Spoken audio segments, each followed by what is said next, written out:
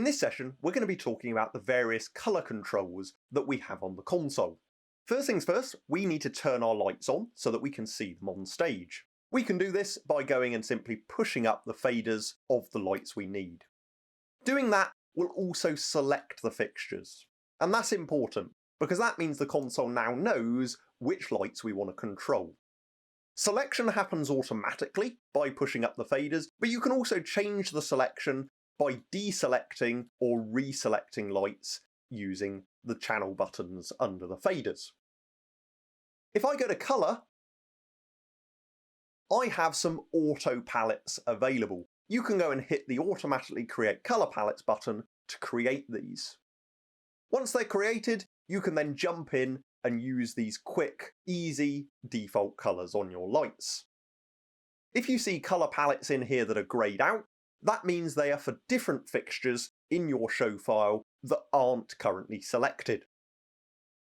In the colour palettes window, as well as choosing the default colours, you can use the encoder wheels to go and mix your own colour. So I can dial out the levels of red,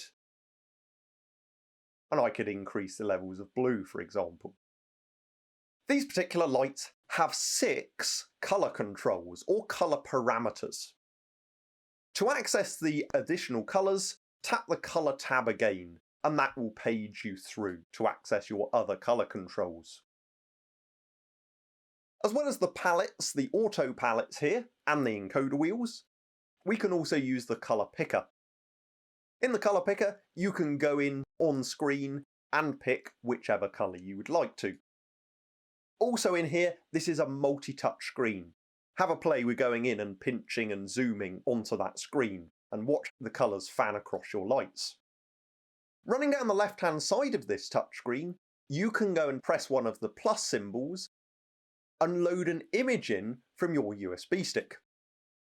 Doing that will then load in the image, might be a JPEG or a PNG, and you can then pick colours straight from that image. When you choose a colour you're happy with, you can record that colour. To record a custom colour, press the record button, scroll on down, and choose an empty palette to store to.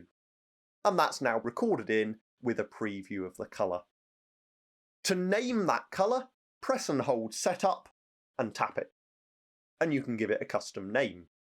On the 24 fader version, you've got a maximum of 48 colour palettes, and that doubles to 96 colour palettes on the 48 fader version.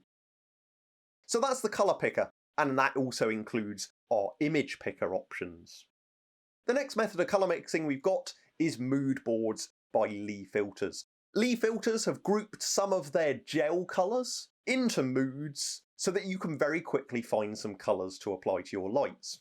For example, have a scroll through and maybe you want something that emulates moonlight. Go to Moonlight and there will be some preset colours that you can use that work well to show that.